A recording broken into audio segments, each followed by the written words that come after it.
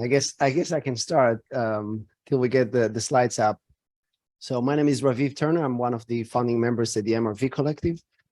We've been working together with James and Dan from PWC as part of the DCI, the Data Catalyst Initiative.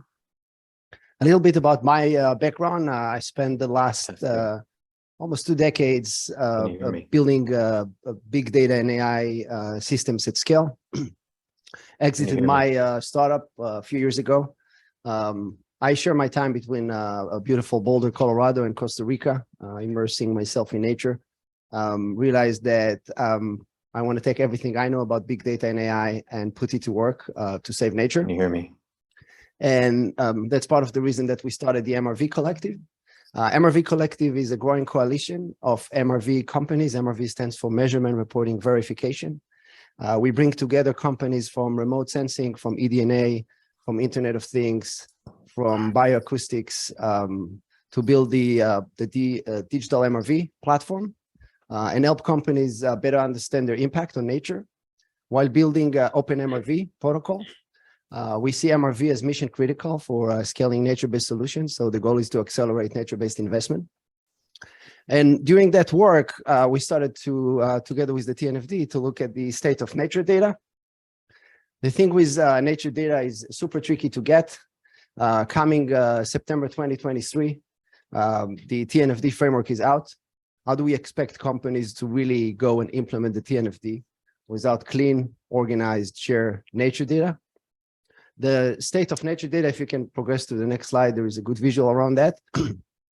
There is good documentation talking about the problem of exploding data. I say we are drowning in data, but we are starving for insights, things that we can implement, to drive nature-based investment. And then next slide, please. This is pretty much the state of nature data today. Together with the help from TNFD, we've been tracking over 800 sources of nature data between the public sector and the private sector, NGOs, government agencies. It's a massive spaghetti of sites and protocols with different measurements units. Some of them are outdated, going back all the way to 2015, 2016. Super hard to work with, if you're the one tasked with implementing TNFD and reporting on the data. So we started to ask ourselves, what if you can move to the next slide, what if we can actually create what we call the GitHub for nature? Those of you not familiar with GitHub, the idea is to start creating a contributory model for sharing source and data together. So we can keep building on top of it. We see this as sort of a data library, a data catalog that can start categorizing and classifying all the nature data out there. The intention is not to really ingest all this data and create one big database. We also do not want one company to control all of that. So from a governance perspective, the idea is to form a purpose trust and have trustees and have this thing decentralized, put on the blockchain. There is another initiative similar to the CAD trust, if you're familiar with the Climate Action Data Trust, similar, but for nature. And basically have the steering committee driving some of the governance of that, where we take the data, we clean it, we organize it, and we add the metadata to map it to the TNFD taxonomy. Those of you familiar with the periodic tables of nature, with the 4 realms and the biomes, the idea that we can map it to the TNFD taxonomy, but not just TNFD. I'm thinking even science-based target for natures or any future frameworks that people can then go and work with this data. Next slide, please. So you can think of a future where, for example, we have a pharmaceutical company and they are in the business of selling fish oil. They need to go and understand specific regions and their impact on wild sourcing and aquaculture. They can come to that library and start by putting the realms and the biomes, see what data is available, maybe use their supply chain data together with the public data for the TNFD in order to create, for example, their biodiversity corporate footprint. So that's pretty much kind of summarizes one use case. There can be other use cases. Some of the members for the steering committee are the Audubon National Society, looking to other NGOs to join us. We can start not just sharing the data, but also sharing some of the models. For example, mangrove sequestration. Someone already built a mangrove sequestration model for a specific region. what if we can share it so the next person that needs to build this model can work from the same source? There'll be a facilitation session by Daniel from our team, one of our founding member over there. So you're welcome to join us and kind of think through this. We're at the point of assembling the steering committee together and thinking through some of the use cases. So would value your help. Thank you. Thank you very much. If we just move down the line and just do that, please. Yeah. Thank you very much.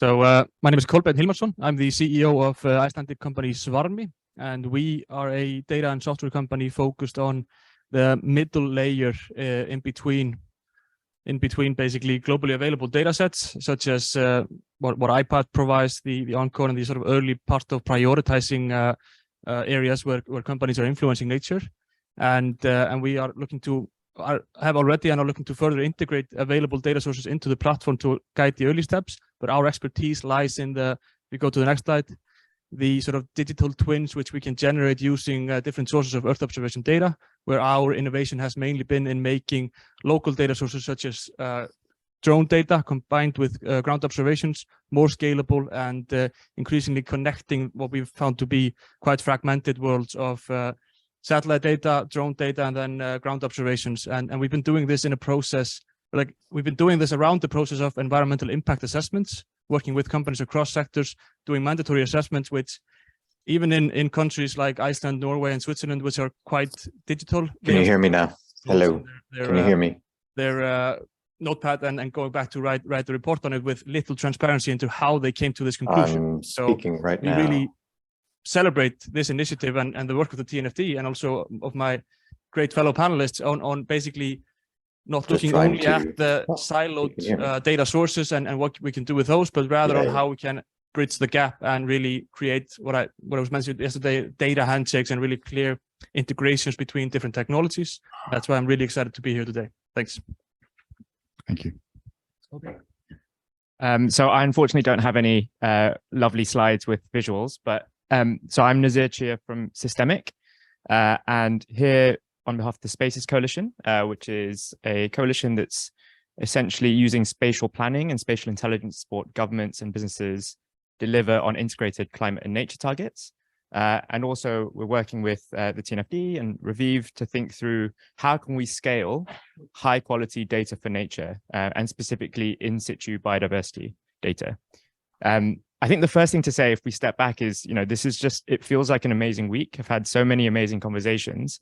And I know, from a friend of mine trying to sign up for the TNFD Data Lab, I think the tickets sold out after about, 2 hours of going online, which makes it a hotter ticket than the Argentina game that's currently happening as well.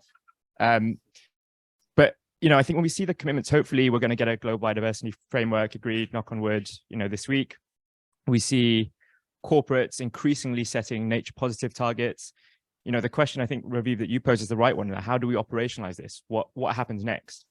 And there's, this is where I think TNFD have been already so critical, with the framework setting out the metrics and the indicators which help to define, what exactly nature positive looks like. Now, I guess if we think of the analogy of the climate space, we've seen a lot of progress on climate. We're nowhere where we need to be, but we are seeing momentum. The challenge in nature is a lot harder, right? Because climate is one location agnostic indicator. It's greenhouse gas emissions, and 1 ton of carbon in Indonesia is the same as a ton of carbon in Montreal. It's not the same with nature. There are hundreds of indicators, from soil health, species abundance, pollination, forest cover. Each of these indicators are location specific, and you need high quality in situ biodiversity data to be able to map and track this over time. And at present, as Raviv was saying, nature data, unfortunately, is not where it needs to be. It's patchy, it's out of date. And that facilitates a framing of tracking risk. Are my operations touching on a national park? Will I be sourcing from a key biodiversity area? But it doesn't allow for the tracking of progress on key indicators to track nature positive progress over time. And so I think our perspective is that we really need to ramp up specifically the collection of in situ biodiversity data. So things like environmental DNA, using acoustic sensors, twinning that with advances in remote sensing technologies. And there's an amazing, technological evolution that's happening at the moment. And with that, kind of really push for the greater generation of nature data a commitment to radical transparency. So once this data is collected, that it is disclosed. Speaking to our colleagues at the GBIF, the Global Biodiversity Information Facility, and the killer stat for me was only 0.3% of the data on that portal comes from the private sector. A lot of the highest quality data is currently sat behind paywalls. And if you heard the announcement yesterday from Nature Metrics and Anglo American, there's a lot of work already that private sector companies are already doing to collect data, and it's just not being made public. So we need a commitment to radical transparency. We need this to be underpinned by clear standards around data quality, interoperability. We need incentives from regulators, from the financial institutions to say, we will reward you for being nature positive, or we will mandate that you are tracking this data and disclosing it. And finally, we need a sharing architecture so that if you are a company or a financial institution, you've collected that data, how can we give them comfort that there is a platform or set of platforms where that data can be shared in a way that doesn't compromise on commercial sensitivities and things like that. So there's a real momentum, and really excited to be having this conversation with all of you today.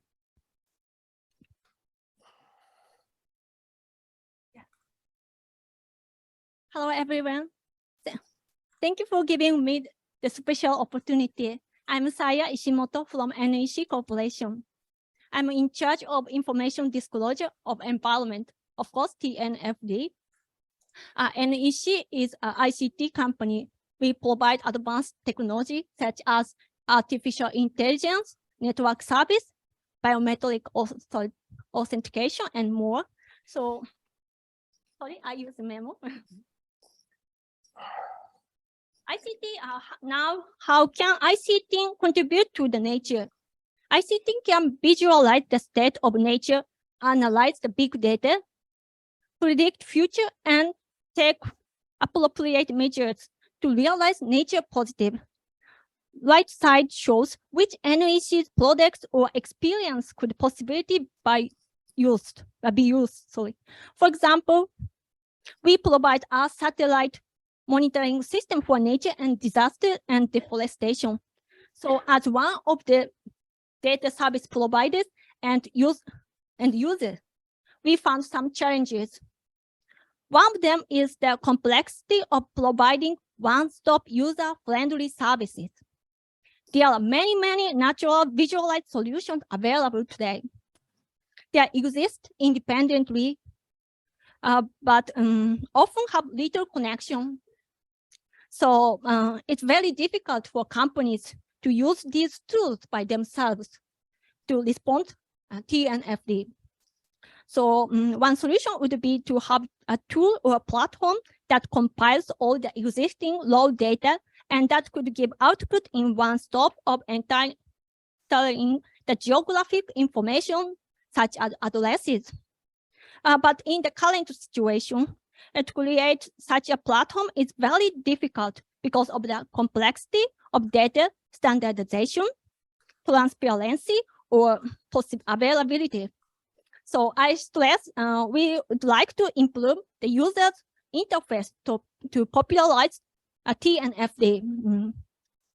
It also think that to make the platform usable by both business and public, it's necessary for countries and international organizations to join the discussion to build common mechanism. I strongly wish that ICT can help us become nature positive. Thank you. Thank you very much.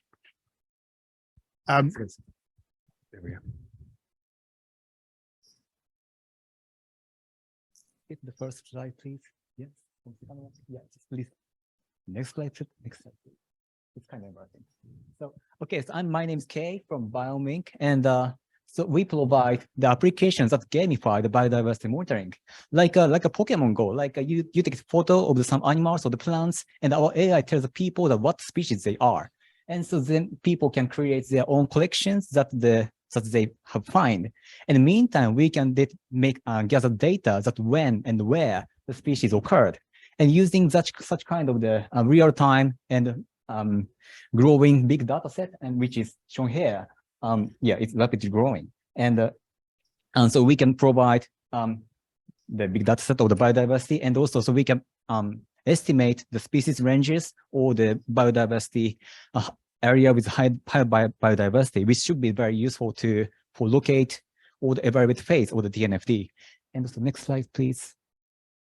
And then also we are launching another application, which is called Biome Survey, which is easing the environmental assessment. So by having the AI that suggests species, and also we enable users to input the abundance or the size of the forest, etc.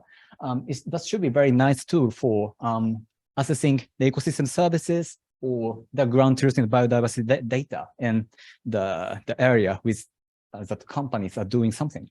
So yeah, by doing this two application, which is for the student science, we should be able to account for the TNFDs like locate or the evaluate, or that could be nice for assessment phase. Yeah, thank you. Just sorry, Tom, just before you stand up. Sorry. Thank you. I see that we have one online a panelist, Sebastian.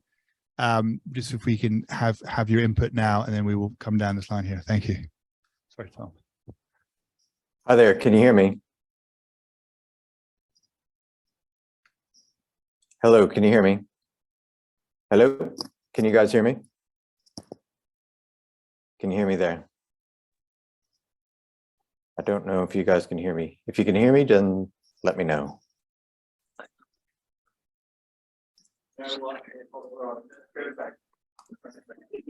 Can you hear me now?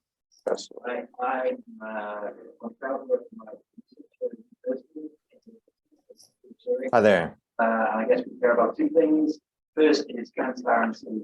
And I think we were entering a phase, I realized it's confusing in a lot of spaces and starting to so much data, so much information, but we're also at a stage where ultimately there can be no more excuse. Everything we do is on the land. And if you are transparent about anything, it's absurd that you don't exist. Somewhere on a publicly available space, so available for everyone, everywhere to see. Which is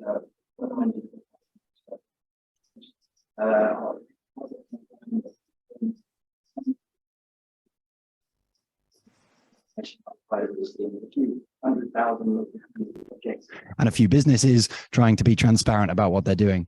The other thing we care about is trying to make sure that the value of nature, when we, as the explosion of nature markets happens and trillions of dollars are going to be spent on nature, that they start to get spent in the right way. We're in this situation because we've always valued certain parts of nature more than others, like the bits we can eat or the bits we can get timber from. And as a result, we make monocultures of them. And that's what's degraded biodiversity on this planet.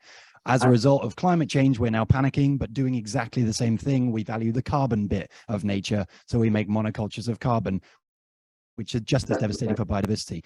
Ultimately, if we're going to be like having an uptick in biodiversity, in the real health of nature, we need to represent the biocomplexity of that system across genetic, species, and ecosystem levels. So we've just yesterday launched our Seed Biodiversity Initiative, something we've been working on for about 11 years now, combining about 360 global data sets of biodiversity information about microbial, plant and animal diversity across genetic, species, and ecosystem levels.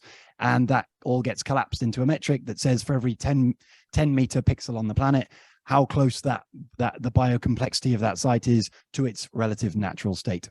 So that's Seed. Thanks very much. Thank you very much. Marty, before we go to you, we'll try one more time with Sebastian. I did see him come on screen and then he vanished again. Sebastian, are you there? Hi, can you hear me now?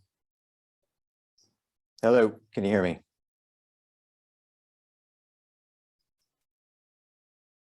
Can you hear me now? Hello. Hello, can you hear me? Yes, hello, thanks for having me. And sorry, I couldn't be there in person. Despite being Canadian, I seem to be stuck in the UK at the moment. But I'm the founder and general manager of Applied Genomics, and we've been doing DNA-based analysis for biodiversity monitoring since 2014.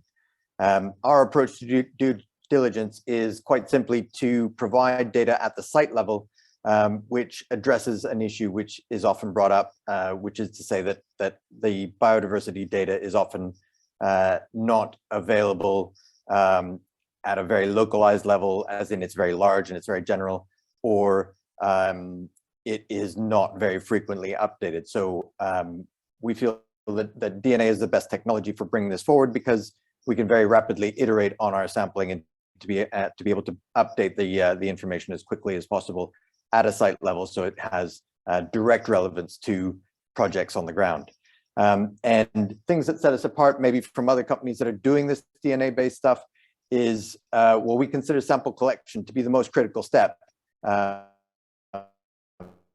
And in having done a lot of environmental surveys for other industries, we understand that collecting, we specialize in large volume sample collection. And that means we're collecting water sample volumes, which are an order of magnitude, at least an order of magnitude greater than what other companies are able to provide. And soil similarly, an order of magnitude larger. And we're able to concentrate this down to be able to provide a better overview of the sample that we're collecting, and in that way reduce the inherent variability that's in the environment. So if you can imagine in an oceanic sample, simply dunking a bucket of water and getting 5 liters out doesn't give you the information of the variability that is inherent in the tides and currents. And so our sampling methods are able to account for that and adjust for that variability. On the other side of the data equation, we provide quality assurance analyses, which give the end user, so the people who are actually using the data, an understanding of how good are the data, how reliable are the data. So it's not simply a species list, it's a species list with a very simple to understand traffic light system of green, yellow, red to be able to say, these are the species we've detected, which have a very high credibility. And these are the species which the detections are less credible, which basically tells the end user, before you invest in managing for that species at that location, you first should invest in confirming the presence of that species, either using more eDNA surveys or by using other conventional methods. So combining those together, we deliver, a more effective biodiversity survey, I think, than what's currently on offer. And these data products, of course, we're feeding into other data surveys, which are, of course, aimed at expanding the whole biodiversity analysis and being able to provide the data for all of us to use and hopefully improve our biodiversity net gain or nature positive approach that we're all using. Thanks very much.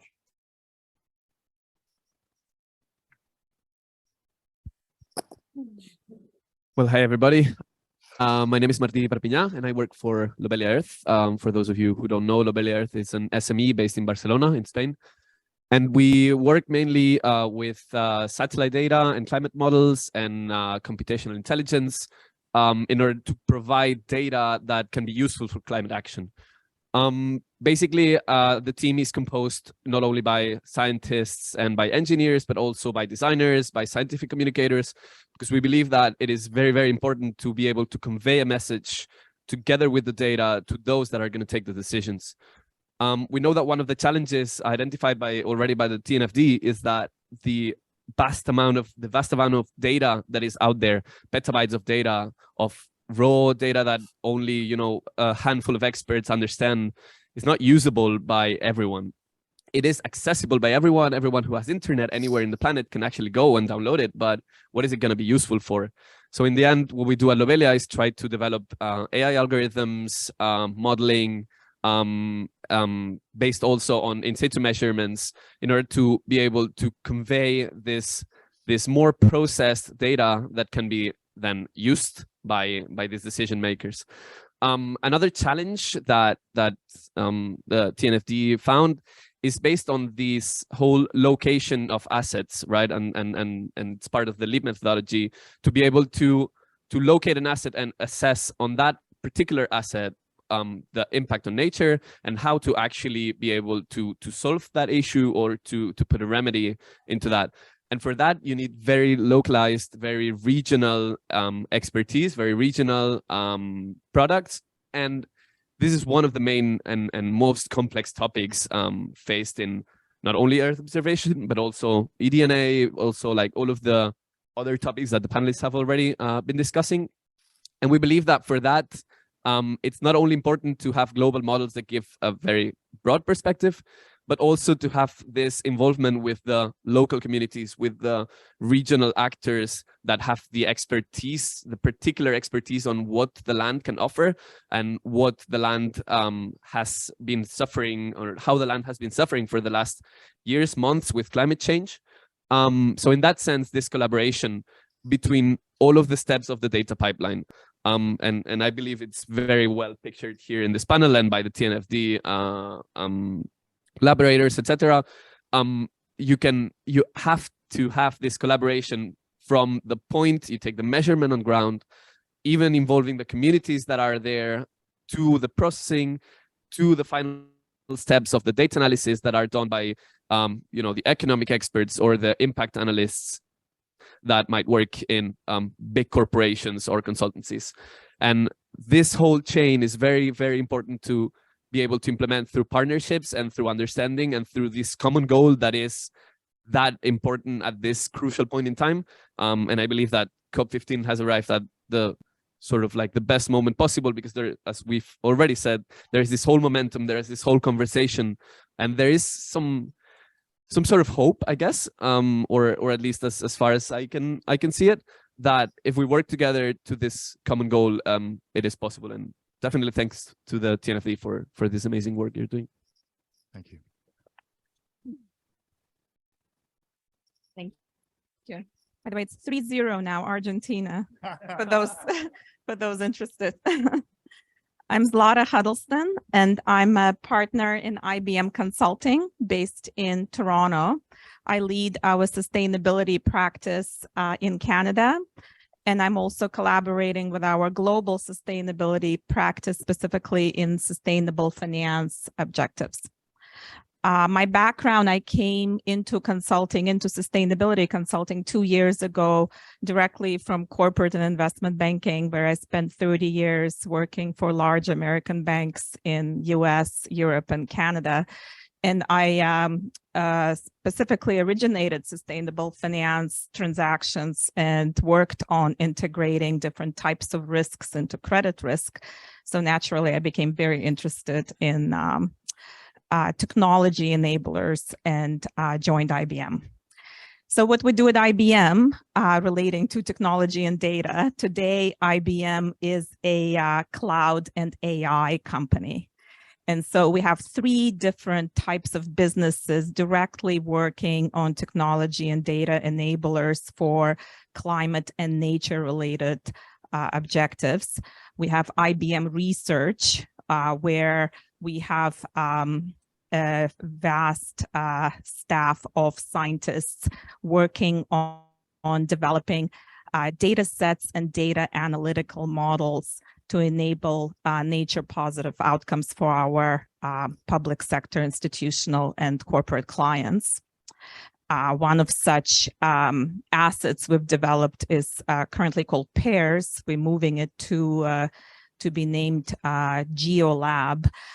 PAIRS stands for Physical Analytics Integration Repository Services.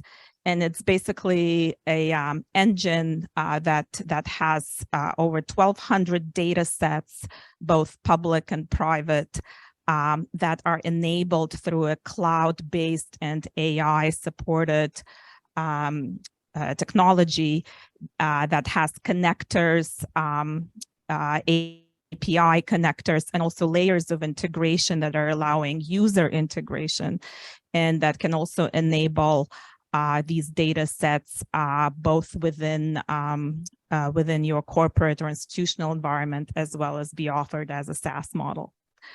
We have IBM Technology and Software Group, where we continue to develop and host various assets and accelerators, such as, for example, Invisi, which is a reporting platform that we recently acquired. It has pre-populated reports such as TCFD, and we of course are now integrating TNFD going forward. and we have and it takes care of automated data ingestion process. And we have IBM software where we offer some of these data engines through a SaaS model. And I work for IBM Consulting, and that is where we make sure that whatever software or technology you use, it's not garbage in, garbage out. So we help you and we work with different ecosystem partners.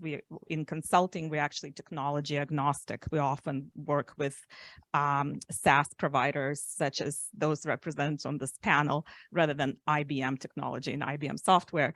And what we make sure is that you turn those vast amounts of unstructured data into structured, that you have data governance process, you have data data strategy, that the data ingestion is organized, that it's flexible to adjust to ever-evolving regulations and expectations, and most importantly, that the outcomes of whatever analytics or technology or data systems you're using are usable, that they can be integrated into the processes that are at the core of the exercise, and that ultimately behaviors can be changed as a result of the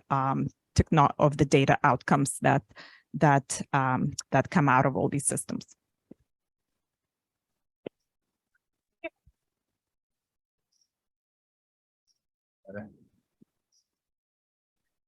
Good afternoon, everybody. My name is Alison Osborne. I come from a company called Dendra. For any of you who are up to speed with your ancient Greek, you'll know what that word means. So that word means tree, just in case I didn't want to keep you in suspense. I think we were told at the briefing that we wouldn't be allowed to use slides. So I'm obviously quite uncharacteristically, I've been quite obedient. But you also all have permission then to go to dendra.io and look at our website and just have a look at the technology that I'll briefly chat about. So Dendra are an environmental tech company. We take high resolution imagery of landscape. So we collect data at the site level using aerial approaches, mostly drones and other aerial approaches. We also occasionally integrate Earth observation and satellite data, but the predominant focus is on aerial approaches.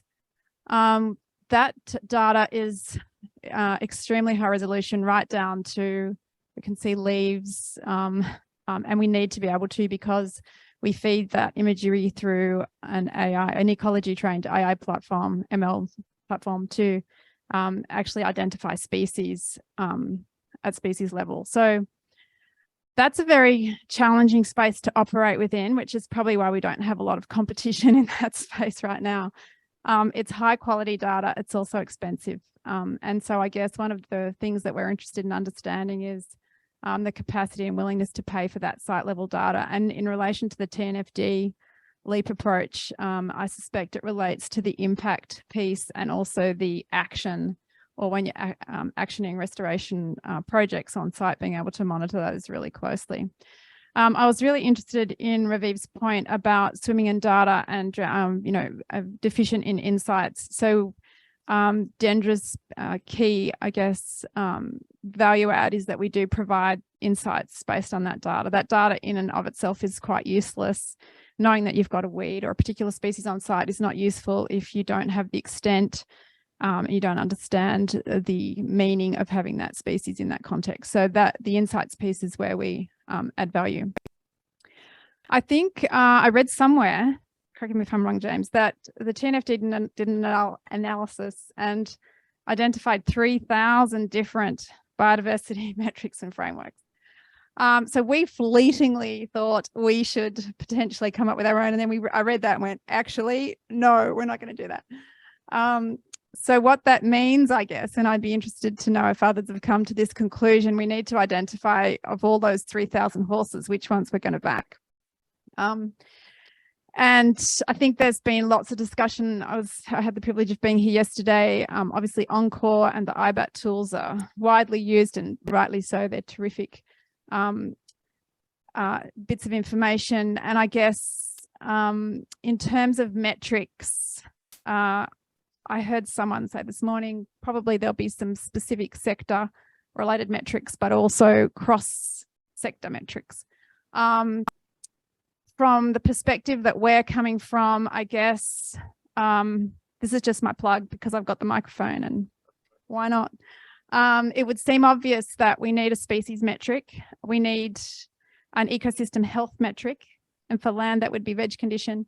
We need a threats metric, and we need a habitat restoration or amelioration metric. And if we could get it down to 4, I think that would be awesome. So that's just my plug, because I had the opportunity to do that. I think that's probably all I need to say at the moment. Thank you. Well, thank you very much. And thank you, the rest of the panel. I don't know about you in the audience, but I feel pretty inspired by hearing you all speak and the different capabilities and specialties and expertise that is currently there. And if I were a potential adopter of the TNFD framework, I'd be pretty encouraged by the capabilities that was presented today on the panel.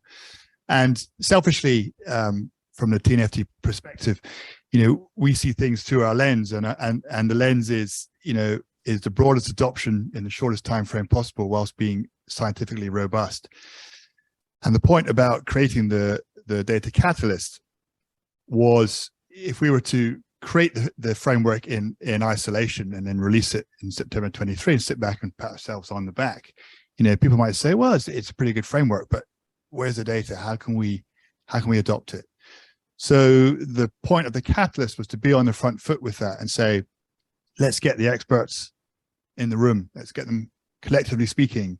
Let's work out, where the gaps and challenges are. Let's get them collaborating. Let's facilitate some cooperation there, so that, come 9 months' time, we can feel confident that we've helped out in a way that end users, companies, and financial institutions can understand the environment better and understand and feel confident around what data's there. Now, we won't be anywhere near perfect. I don't know if anyone will argue with me on that point, but it's about engaging. To your point earlier, let's make a starting point, right? There's plenty of data there. There's plenty of useful data there. Let's work out how we can do that using these tools and models and methodologies. We can obviously work and develop that over time, but there's no excuse not to get started now. So I would ask you guys questions, but I'm sure you all have some questions. Does anyone have any questions for the panel? Yes, here we go. Just use this microphone. You say who you are, where you're from. Okay. Hello, everyone. My name is Samuel. I'm from Canada. I work at Agnico Eagle. We're a mining company. So louder. Okay. So we're a mining company. We have mines in Canada, Mexico, Australia, and Finland. So we're in very different ecosystem. And my question is for Professor Thomas. So, and my question is about the lemmings. So there are some animals that have wildly, sort of naturally varying populations. So lemmings, for example, from year to year, population can vary by a factor of 10, 100. So, could you speak a bit to that? Because we're kind of missing long-term data set. And even if we have great technology that we build, we're not going to have that. So, and then I guess the final touch to my question is sort of how do we sort of balance project development and the mining we need for the energy transition with all that? Because yeah, if we kind of block all those projects, we won't get the minerals, but yeah, so throwing that at you. Thank you. All right. Agnico Eagle. Thank you. Cool. So that lemmings thing is really interesting, actually. I don't know if you guys, how many people have heard the theory that lemmings all jump off cliffs. That was actually initiated by a BBC documentary, which had loads of people throwing lemmings off cliffs to actually to prove the theory that they do it. It's nonsense. They do have huge population fluxes, but there's nothing to do with them killing themselves. It is true. So there's loads of data sets on with temporal data, not for everything. What I think my biggest fear is that we're moving towards a world of nature markets, and I'm terrified that they're going to be based on the number of species, because that is exactly the same as basing it on carbon or food or anything else. The number of species is obviously the first thing we jump to in our context of biodiversity. But the number of species is a really bad indicator of how natural it is. If you cut down a rainforest, if you cut down a forest, diversity of microbes increases about like tenfold. It's not saying it's more diverse or healthier, 1,000 new species, but it doesn't mean it's better. The health of an ecosystem is of, yes, the number of species, but also the temporal variance and the sort of structure of that community builds. And so what we need to be doing is, coming back to your question about the temporal variability, there's hundreds of academic groups around the world working on the temporal variance of different components of ecosystems. Unfortunately, we don't have blanket coverage of every animal species and every microbe. We've got lots of indicator models, and that means we can incorporate variance into this biocomplexity index that we're talking about. Look, I'm not saying our biocomplexity index needs to be the one everyone uses, but what we'd like is if that methodology becomes something that everyone starts to think about, because it is possible. You know, in the academic world, we've been multidimensionality structure for a very long time. We can use PCAs, we can use NFSs, or whatever you like to do, collapse those data sets together, and that can make sure you incorporate that important information about genetic variation or temporal variation. In terms of the sort of second question about the uptake of biodiversity, what I propose is that you be comparing yourselves with others in the same area. You're not saying, oh, we failed to be 100% biodiversity, so we failed, but relative to all the other mining in the area, we are 1% better, or we're moving in this direction. Now it's going up. The satellites, we can show change every single quarter for the last 20 years. You can see when things change the biocomplexity. Thank you. Any other questions? Dan, you're making me walk. I knew you were going to do that. But there we go. I'll use this microphone here. So I think hearing from all of the panelists today, I think somebody else said it before, we were hearing about the full spectrum of different types of data products that are available, and also some thoughts on how these data products and the data that will be used by them can be managed and can be organized and can be standardized in a way to ensure that there's good traceability and provenance about that data, and people have confidence in it. I was struck by a couple of comments that I was wondering about. So that the two things that I think for me are going to be very large challenges with respect to implementation of the TNFD and biodiversity risk assessment. One is the availability of location-specific information for both the business operations and their activities, but also within the supply chain of those businesses. So access to that information, the willingness to provide that information, make it available given commercial sensitivity. And I think we heard maybe a bit about that. It'd be great to sort of understand a bit more about thoughts from the panelists about approaches to making that information available or capturing that information. And then the second is the reference state for natural systems. So when you are measuring and assessing and gathering all this information and measuring your business activities, what are you comparing it to? What's the baseline? What constitutes an intact, well-functioning ecosystem? Should we be comparing to pristine ecosystems, or should we be characterizing a well-functioning working ecosystem? And what's the appropriate approach to doing that, and who should be responsible for defining those reference states? So I'm happy to have a response to that. Is it on? Great question. Interestingly, we provide really location-specific data, but we've been talking really closely with IBAT because we see the value of that tool in applying it across supply chains and operations to give us a boundary around which species we should be looking at. So I see those, the local site-specific data and those big tools integrate really beautifully, because we could go onto a site and we wouldn't know where to begin in terms of what's important, what's specific in terms of species on that site. But when we apply the IBAT tool, we get a list of the species at greatest risk of extinction within that area. It's quite coarse, it's 5 kilometre by 5 kilometre. So it needs to be applied across quite large areas, and it's not going to be perfect. But then where we, I guess, fit in is by ground truthing those assumptions and just checking that they're correct. So I think there's some really nice synergies, particularly in relation to checking those. In terms of reference state, I think the gold standard there is accounting for nature. And when it comes to the Australian context, and that methodology is terrific, but it's way too expensive to be applied across TNFD. So I'd be really interested to hear what other people have to say. Yeah. So actually, like on our side, we believe that Earth observation might be a very, very good tool for doing the reference date, just because it goes back a lot of years ago already. We have information from different satellites. It's true that the more you move into the recent satellite launches, the higher the resolution it is. And of course, if you go back, you might only find 2 1 kilometer pixels.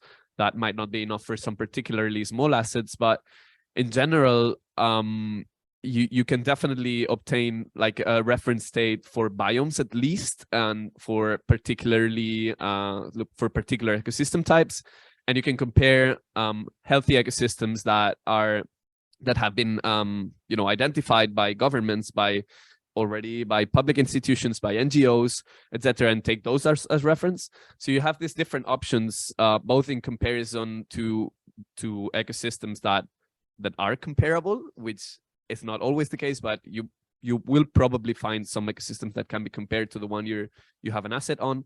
But then additionally, in the past, go back 20 years, 30 years, and see what the trend is like, see the time series, see what has changed, see the disturbances that occurred, and assess on that side.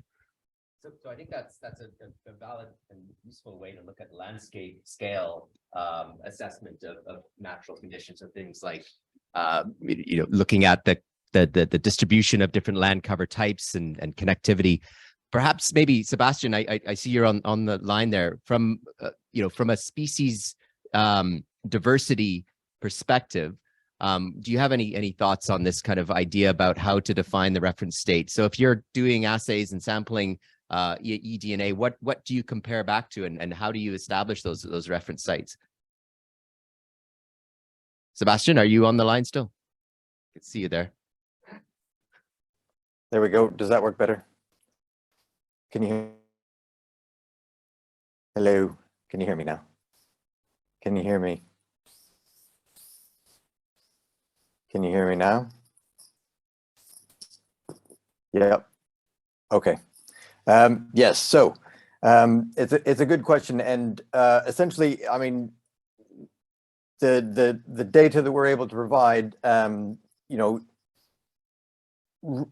comparing it to the available data sets for DNA, we get a lot of species that are identifiable right down to species, but a lot that are not identifiable to species, and so you get them somewhere along the taxonomic tree. But what's of greatest interest to our clients, of course, is the ones that they can identify to species, and that's usually the ones that we take forward for analysis. And of course, that data will improve over time as the databases improve over time.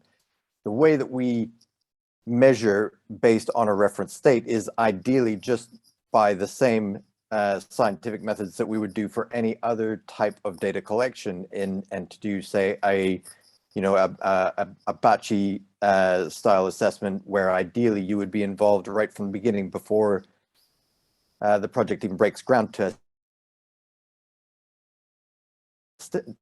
establish locally what is the state of the environment before you even idea that we should try and strive for a certain state as it was back at some point in history, because the variables of everything that would have changed back to a certain date are sufficiently complex that we can't actually say what that is.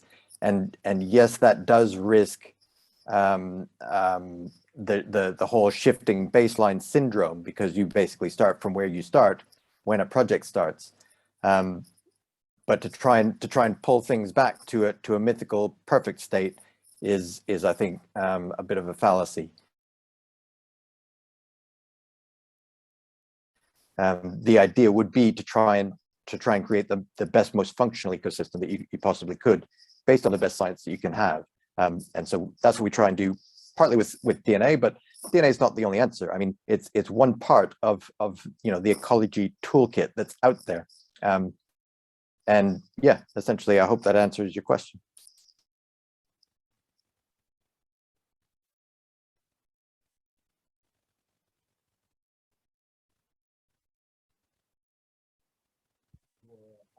We need to design TNFD, design the data architecture in a way that encourages data sharing, right?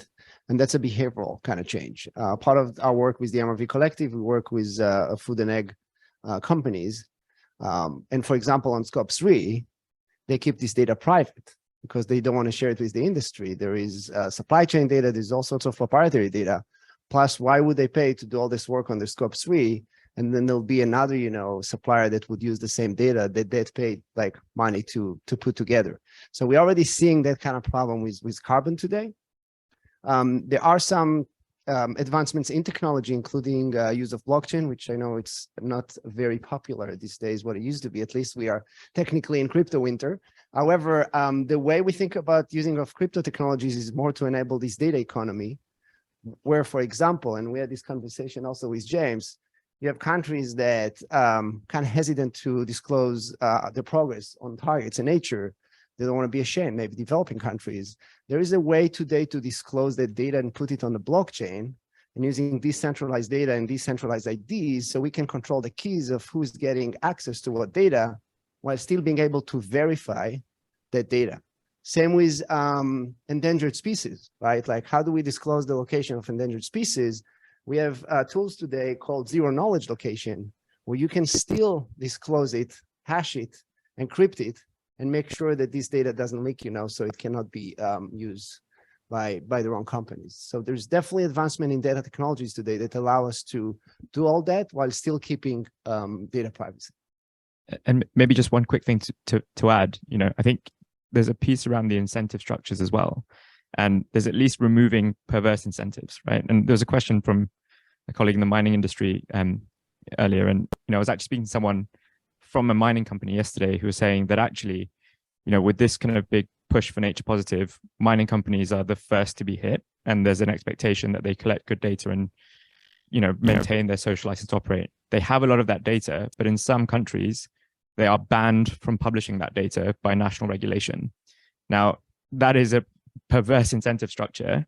And actually, if you then flip it and say, are there opportunities for positive regulation? For example, and this might be somewhat utopian, but if you had a government that said, every power company within my borders, you have to track the environmental DNA of watersheds within a 1 kilometer radius of your power plants.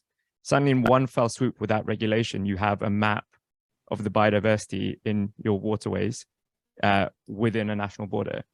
So, things like environmental impact assessments are already mandated. Can we scale them up a little bit? And just thinking through, that might help a little bit with thinking about, who has to do it, who should do it, and who can do it. Thank you, Felipe Arango from the TNFD Secretariat. And I share James' optimism and hope in listening to what you're up to. Actually, we have already 150 pilots, and we'll make sure that those pilot testing organizations will talk to the data catalyst to solve their issues. I want to go from the reference state to the future state and to I heard artificial intelligence and predictability. And part of what we want to achieve is for organizations to shift their business models.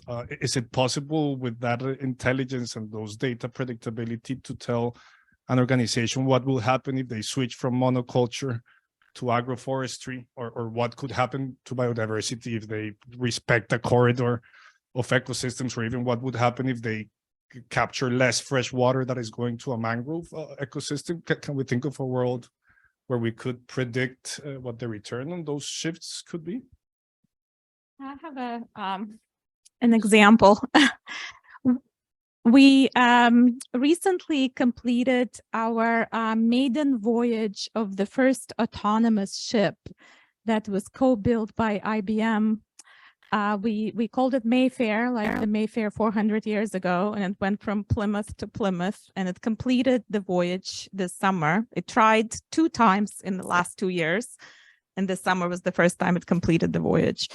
And basically what this ship is a massive data platform that was powered by IoT devices, edge computing devices, several cameras, and pairs data sets about the ocean and AI technology to predict its movement across the Atlantic, while collecting ocean-related physical data along the way, analyzing that data and reporting on that data along the way.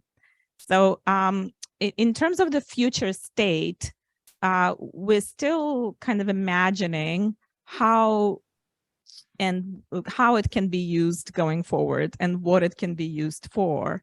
But there is definitely an assessment and reporting component that this data platform on the water has proved, and the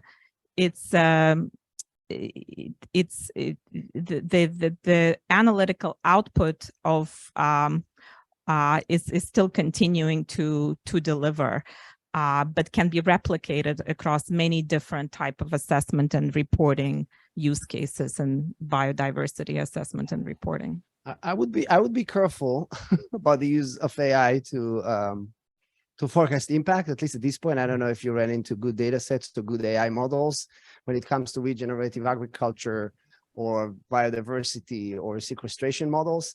I tend to think of AI more as if like there is the Maslow hierarchy of needs, for data, where you need to see enough data first and train it, and it needs to be clean, good data for a specific system in a specific region before you can even claim anything AI related. Just an example, a few days ago, it's all the buzz these days, OpenAI. I don't know if you played with the chat. My son approached me like, hey, look, I plugged my homework into this OpenAI chat and it can now do my homework. But if you read through that text, it's still very generalized text and it lacks the kind of meaning.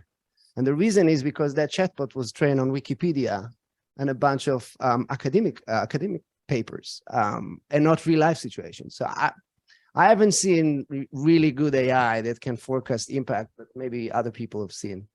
Yeah. Thank you. That's the basis of your platform. Exactly. So by implementing the very well established the ecological analysis, which is called species distribution modeling. Of course, it depends on data, but we can predict how the changes in land use or the changes in climate will change the species distribution range or the community composition in there.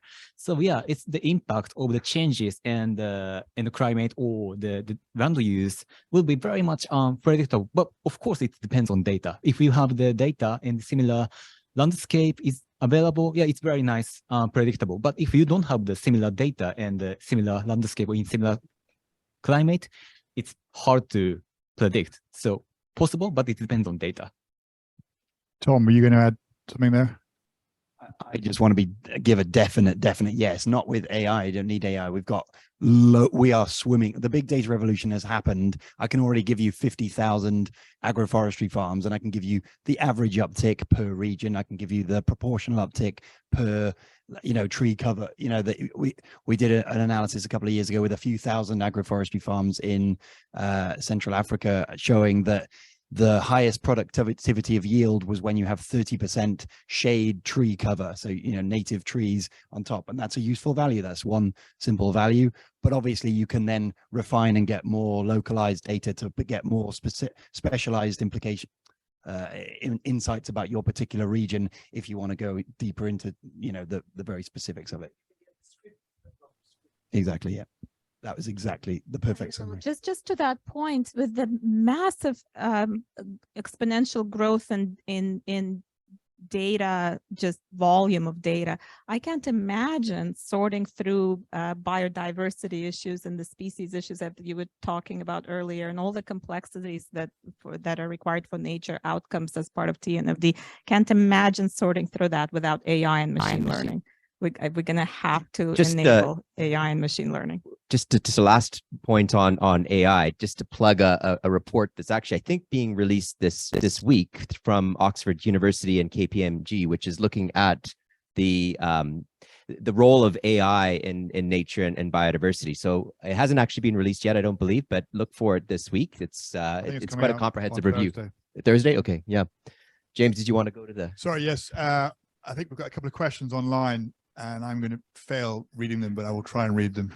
If we can see them, please, online, Andrea. Oh, quite a few, crikey. Oh God, I can't even read that.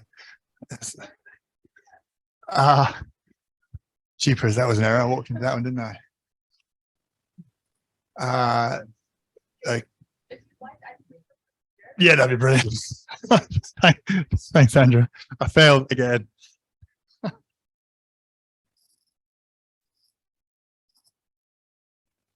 I'll come and pick it. Well, let's have a look. Yeah, I've got them here on extra large font. You're laughing at me afflicted here. Okay. Are we willfully ignoring science-based understanding that can tell us how ecosystems will plausibly respond to land/sea use change?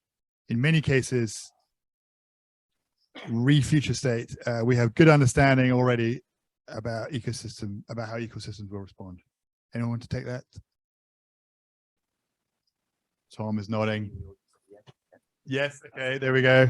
There we go. Should we do one? Just respond on that. I think we can really complicate things, but I can't remember what that quote is about, good and perfect, but you all know what it is. There are some really obvious things that we can look at. So if we remove threats, we're going to get a positive response. So we could just start there if we've got nowhere else to start. We could restore some habitat, like that is going to be positive. So, I mean, let's not get stuck in the detail. We know that if we just do some, those two things are going to have a positive impact. I remember many years ago, when I worked at the New South Wales Biodiversity Conservation Trust, we were talking about restoration, and I put out on an email chain to all these ecologists, and I'm not one. Now, isn't it as simple as just removing the grazing pressure?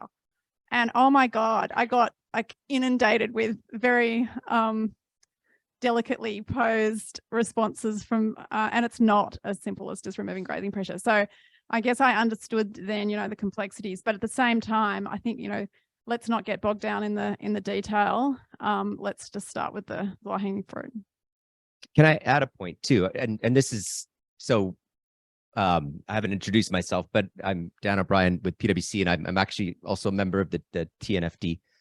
One of the things that the TNFD is really trying to achieve is providing the framework for how organizations will do these assessments, right? And I think it's easy to get quickly overwhelmed with the complexity of biodiversity and nature. And the worst thing that could happen is companies look at this and they throw up their hands and say, God, this is just too difficult, right? But then there's also this desire that to have a simple tool that they can just plug in their information and it'll spit out a metric, and that's what goes into the report.